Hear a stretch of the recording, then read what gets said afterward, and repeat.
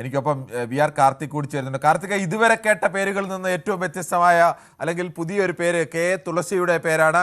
തുളസി കോൺഗ്രസിൻ്റെ വളരെ മുതിർന്ന നേതാവാണ്. VK ശ്രീകണ്ഠൻ MPയുടെ ഭാര്യ എന്നതല്ല, അതിനപ്പുറത്തേക്ക് അതിനു മുമ്പ് തന്നെ നേതാവായിരുന്ന ഒരാൾ കൂടിയാണ് തുളസി. മുമ്പൊക്കെ തെരഞ്ഞെടുപ്പിൽ പലതവണ മത്സരിച്ചിട്ടുണ്ട്, വിജയിച്ചിട്ടില്ല എങ്കിൽ പോലും മത്സരിച്ച ഒരാൾ കൂടിയാണ്. തുളസിയുടെ പേര് കൂടി ഇപ്പോൾ മന്ത്രിസ്ഥാനത്തേക്ക് വരുമ്പോൾ രണ്ട് വനിതകളെന്ന് പറയുമ്പോൾ സ്വാഭാവികമായും ബിന്ദു കൃഷ്ണ പേരുറപ്പിക്കുന്നു. പ്രത്യേകിച്ച് ഈഴവ സമുദായത്തിൽ നിന്നുള്ള പ്രധാനപ്പെട്ട ഒരു പ്രാതിനിധ്യം, സീനിയർ നേതാവ്, മഹിളാ കോൺഗ്രസിൻ്റെ മുൻ അധ്യക്ഷ എന്ന നിലയിലൊക്കെ. അപ്പോൾ ഷാനിമോൾ ഉസ്മാനും ബിന്ദു കൃഷ്ണയും തുളസി, അങ്ങനെ 3 പേർ വരാനുള്ള സാധ്യത എന്തായാലും ഇല്ലല്ലോ. എങ്ങനെയാണ് ഈ തുളസിയുടെ പേരിലേക്ക് കോൺഗ്രസ് ഇപ്പോൾ എത്തുന്നത്?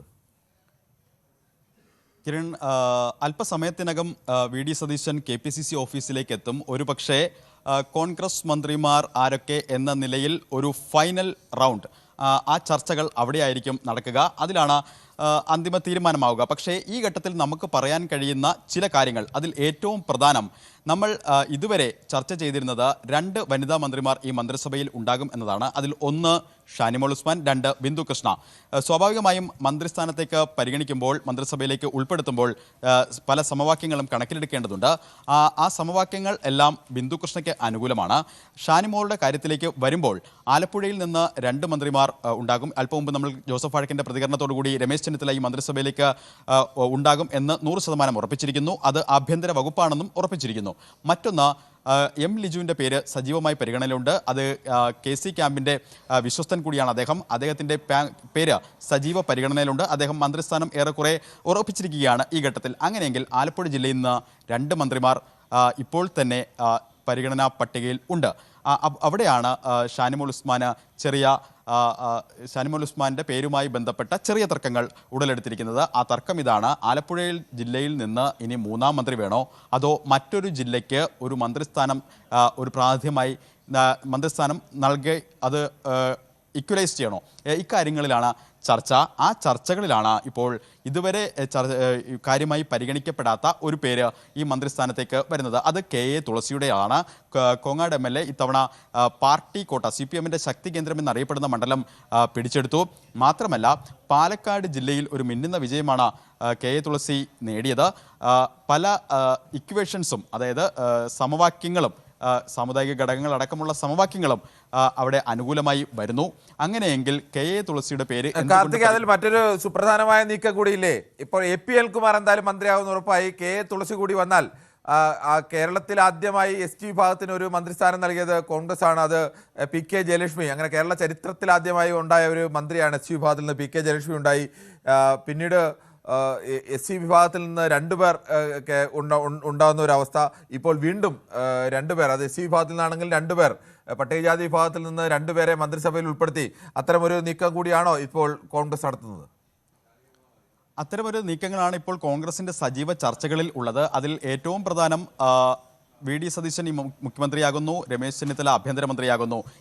KC സ്വാഭാവികമായും AICC ചുമതലകളുമായി മുന്നോട്ട് പോകുന്നു. പക്ഷേ KC ക്യാമ്പിലെ വിശ്വസ്തരിൽ, KC ക്യാമ്പിലെ നമ്പർ 1 AP അനിൽകുമാർ ഉമ്മൻചാണ്ടി മന്ത്രിസഭയിൽ ഉണ്ടായിരുന്നു. അന്ന് ആ മന്ത്രിസഭയിൽ ടൂറിസവും പട്ടികജാതിക്ഷേമവും വകുപ്പുകളായിരുന്നു കൈകാര്യം ചെയ്തിരുന്നത്. എന്നാൽ VD സതീശൻ മന്ത്രിസഭയിൽ കുറച്ചുകൂടി ഉയർന്ന ഒരു പോർട്ട്ഫോളിയോ AP അനിൽകുമാറിനെ കാത്തിരിക്കുന്നു എന്നതാണ് ഇപ്പോൾ ലഭ്യമാകുന്ന വിവരം. അത് ഒരു പക്ഷേ റവന്യൂ വകുപ്പ് പോലെ ഒരു നിർണായകമായ വകുപ്പ് അദ്ദേഹത്തിന് നൽകും, അദ്ദേഹത്തിന് ലഭിക്കും. അതിനുവേണ്ടി ഉള്ള ശക്തമായ വാദങ്ങൾ KC ക്യാമ്പിൽ ഇപ്പോൾ സജീവമാണ്. നിലവിൽ തിരുവഞ്ചൂർ രാധാകൃഷ്ണൻ സ്പീക്കറാകുമോ മന്ത്രിയാകുമോ എന്ന കാര്യത്തിൽ ഒരു അന്തിമ ധാരണയിലേക്ക് എത്തിയിട്ടില്ല. തിരുവഞ്ചൂർ രാധാകൃഷ്ണൻ മന്ത്രിസ്ഥാനത്തേക്കെങ്കിൽ അദ്ദേഹത്തിനൊരു സുപ്രധാന വകുപ്പ് കൊടുക്കണം. അത് ധനകാര്യമാണ് നിലവിൽ ചർച്ചകളിൽ നിറയുന്നത്. മുഖ്യമന്ത്രിക്കൊപ്പം, അതായത് VD സതീശൻ തന്നെ ധനകാര്യ വകുപ്പ് കൈകാര്യം ചെയ്യണം എന്ന അഭിപ്രായത്തിലാണ് നിലവിൽ മേൽക്കൈ. പക്ഷേ തിരുവഞ്ചൂർ രാധാകൃഷ്ണൻ VD സതീശനോട് താൻ മന്ത്രിസഭയിൽ അംഗമെങ്കിൽ, നേരത്തെ റവന്യൂ മന്ത്രിയായിരുന്നു, ഇത്തവണ ഒന്നെങ്കിൽ റവന്യൂ അല്ലെങ്കിൽ ധനകാര്യം, ഇങ്ങനെയൊരു താല്പര്യം അറിയിച്ചിട്ടുണ്ട്. അതിനെത്രത്തോളം പരിഗണന കിട്ടും എന്ന് വരും മണിക്കൂറുകളിൽ മാത്രമേ അറിയാൻ സാധിക്കുകയുള്ളൂ. എന്തായാലും നിലവിൽ VD സതീശൻ തന്നെ ധനകാര്യ വകുപ്പ് കൈകാര്യം ചെയ്യുന്നതിനാണ് മേൽക്കൈ. മറ്റൊന്ന് മറ്റു മന്ത്രിമാർ ആരൊക്കെ എന്നത് കൂടി കണക്കിലെടുത്തിരിക്കും. അതായത് ചില അവസാന പേരുകൾ, 2 പേരുകൾ എന്ന നിലയിലേക്കൊക്കെ ഇപ്പോഴും നിൽക്കുന്നതുണ്ട്. അത് ചാണ്ടി ഉമ്മനും അതോടൊപ്പം തന്നെ മാത്യു കുഴൽനാടനും ആണ്. ഇതിൽ ഒരാൾ എന്ന നിലയിലേക്കാണ് ഇപ്പോൾ ചർച്ചകൾ സജീവമാകുന്നത്. അങ്ങനെയെങ്കിൽ ഓർത്തഡോക്സ് സഭയുടെ പ്രാതിനിധ്യം കൂടി കണക്കിലെടുത്ത്, മീൻസ് ആ വിഭാഗത്തിൻ്റെ പ്രാതിനിധ്യം കൂടി കണക്കിലെടുത്ത ആ നറുക്ക് ചാണ്ടി ഉമ്മനിൽ വീഴുമോ എന്ന് അറിയണം. എന്തായാലും അല്പസമയം മുമ്പ് ചാണ്ടി ഉമ്മൻ കന്റോൺമെൻറ് ഹൗസിലെത്തി വി.ഡി. സതീശനുമായി കൂടിക്കാഴ്ച നടത്തി. നമ്മൾ മനസ്സിലാക്കുന്നതനുസരിച്ച് ചാണ്ടി ഉമ്മനെ വി.ഡി. സതീശൻ വിളിച്ചു വരുത്തി കാണുകയായിരുന്നു എന്നാണ് മനസ്സിലാക്കുന്നത്. സ്ഥിരീകരണമില്ല എങ്കിൽ കൂടിയും അത്തരത്തിലുള്ള വിവരമാണ് ലഭിക്കുന്നത്. അങ്ങനെയെങ്കിൽ അത് എന്ത് തരം സന്ദേശം നൽകാനാണ് എന്നതുകൂടി അറിയേണ്ടതുണ്ട്. എന്തായാലും വരും മണിക്കൂറുകളിൽ KPCCയിൽ ചർച്ചകൾ സജീവമാകും.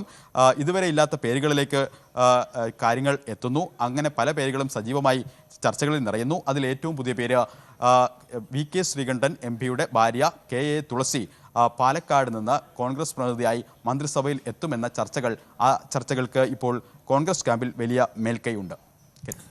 അതുപോലെ ഒരു കുഴഞ്ഞ പ്രശ്നമാണല്ലോ കാർത്തിക് ഈ 3 പേരുകൾ. അതിൽ ടി സിദ്ദിഖ് എ ഗ്രൂപ്പിൻ്റെ പഴയ നേതാവാണ്. ഇപ്പോൾ KC വേണുഗോപാലുമായി അടുപ്പം സൂക്ഷിക്കുന്ന ആളാണ്. യൂത്ത് കോൺഗ്രസിൻ്റെ മുൻ അധ്യക്ഷനായിരുന്നു. രാഹുൽ ഗാന്ധിക്ക് വേണ്ടി സ്ഥാനം ഒഴിഞ്ഞു നൽകിയ, സ്ഥാനാർത്ഥിത്വം പ്രഖ്യാപിച്ച ശേഷം സ്ഥാനാർത്ഥിത്വം ഒഴിഞ്ഞു നൽകിയ ആളാണ്.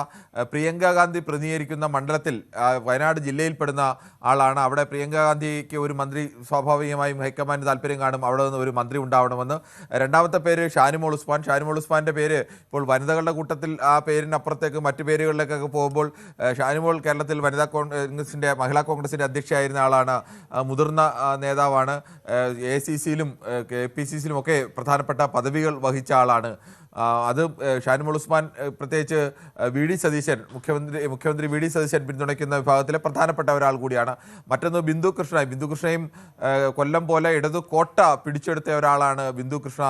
ഷാനിമോൾ ഒന്നും മത്സരിച്ച് ഉപതെരഞ്ഞെടുപ്പിൽ ജയിച്ചെങ്കിൽ പിന്നീട് പരാജയപ്പെടുകയും ഇപ്പോൾ വീണ്ടും ജയിക്കുകയും ഒക്കെ ചെയ്തെങ്കിൽ കൊല്ലം പോലെ എല്ലാ കാലത്തും ഇടതുപക്ഷത്തെ മാത്രം ദീർഘകാലമായി ജയിപ്പിച്ചുകൊണ്ടിരുന്ന, വലിയ ഭൂരിപക്ഷത്തിൽ ജയിപ്പിച്ചുകൊണ്ടിരുന്ന മുകേഷിനെ പോലും 2ാം തവണ വിജയിപ്പിച്ച ഒരു മണ്ഡലത്ത് ഇത്തവണ പിടിച്ചെടുത്തയാൾ ഐ ഗ്രൂപ്പിൻ്റെ പ്രധാനപ്പെട്ട ഒരു നേതാവ്, ഇപ്പോൾ KC വേണുഗോപാലുമായി ചേർന്ന് നിൽക്കുന്ന നേതാവ് എന്ന നിലയ്ക്ക് ഈ 3 പേരുകളിലും 3 നേതാക്കളും അതിശക്തമായി തന്നെ ഉന്നയിക്കാൻ സാധ്യതയുള്ള പേരുകളാണ്. ഇതിൽ ഏതെങ്കിലും 2 പേരുകൾ വെട്ടിപ്പോകുന്ന ഒരവസ്ഥ കൂടി അപ്പോൾ ഉണ്ടാവില്ലേ? സ്വാഭാവികമായും ഇതിൽ 2 പേർ വെട്ടിപ്പോകുന്ന അവസ്ഥയിലേക്ക് കാര്യങ്ങൾ എത്താം. പക്ഷേ അന്തിമ ധാരണയിലായിട്ടില്ല. എങ്കിൽ കൂടിയും നിലവിലെ സാധ്യതകൾ ഇങ്ങനെയാണ്. ഒന്ന്, കിരൺ പറഞ്ഞതുപോലെ ടി സിദ്ദിഖ് ഇപ്പോൾ സുപ്രധാന പദവിയിലിരിക്കുന്നു, മീൻസ് പാർട്ടി പദവിയിലിരിക്കുന്നു. അതോടൊപ്പം തന്നെ KC-യുമായി വളരെ അടുത്ത ബന്ധം പുലർത്തുന്നു. ഒരു കാലത്ത് ഉമ്മൻചാണ്ടിയുടെ വിശ്വസ്തൻ, ഇപ്പോൾ KC വേണുഗോപാലിൻ്റെ ക്യാമ്പിലെ വിശ്വസ്തനായ KC പക്ഷ നേതാവ്. അപ്പോൾ നമ്മൾ നേരത്തെ ചർച്ച ചെയ്തത് ഷാനിമോൾ ഉസ്മാന് എന്തുകൊണ്ട് സാധ്യതകൾ മങ്ങുന്നു എന്നതാണ്. അത് ആലപ്പുഴയിലെ നിന്നും 3ാം മന്ത്രി വേണോ എന്ന കാര്യത്തിലാണ്. പക്ഷേ അവിടെ ഒരു ഷാനിമോൾക്ക് അങ്ങനെ ഒരു സാധ്യത മങ്ങിയാൽ ടി സിദ്ദിഖിന് ഈ മന്ത്രിസഭയിലേക്ക് എത്താനുള്ള സാധ്യതകൾ അത് വലിയ തോതിൽ ഉയരും. അതിന് കാരണം വയനാടിനൊരു പ്രാതിനിധ്യം, ഒപ്പം കോൺഗ്രസിൽ നിന്ന് ഒരു മുസ്ലിം വിഭാഗത്തിൽ നിന്നുള്ള ഒരു മന്ത്രിക്കേ സാധ്യതയുള്ളൂ. അത് ഷാനിമോൾ ഇല്ലെങ്കിൽ അത് സിദ്ദിഖിലേക്ക് എത്താനാണ് എല്ലാ സാധ്യതയും. അങ്ങനെയാണ് ചർച്ചകൾ പുരോഗമിക്കുന്നത്. മറ്റൊന്ന്, കഴിഞ്ഞ ദിവസങ്ങളിൽ രമേശ് ചെന്നിത്തല അദ്ദേഹം ഇടഞ്ഞു നിന്നു. സ്വന്തം വകുപ്പിനപ്പുറത്തേക്ക് ചില ഉപാധികൾ രമേശ് ചെന്നിത്തല മുന്നോട്ട് വച്ചിരുന്നു. അത് KPCC അധ്യക്ഷ പദവുമായും ബന്ധപ്പെട്ടാണ്. അതോടൊപ്പം തന്നെ അദ്ദേഹത്തിനൊപ്പം നിൽക്കുന്ന ചിലരിൽ അവരെ കൂടി മന്ത്രിസഭയിലേക്ക് കൊണ്ടുവരാനുള്ളൊരു ശ്രമം, അതൊരു സമ്മർദ്ദ തന്ത്രത്തിൻ്റെ ഭാഗമായി അദ്ദേഹം നടത്തുകയും ചെയ്തിരുന്നു. അവിടെയാണ് അൻവർ സാദത്ത് എന്ന പേര് സജീവ ചർച്ചയാകുന്നത്. അൻവർ സാദത്ത് ദീർഘനാളായി MLA ആണ്. വലിയ ഭൂരിപക്ഷത്തിലാണ് ആലുവയിൽ ഇത്തവണയും ജയിച്ചത്.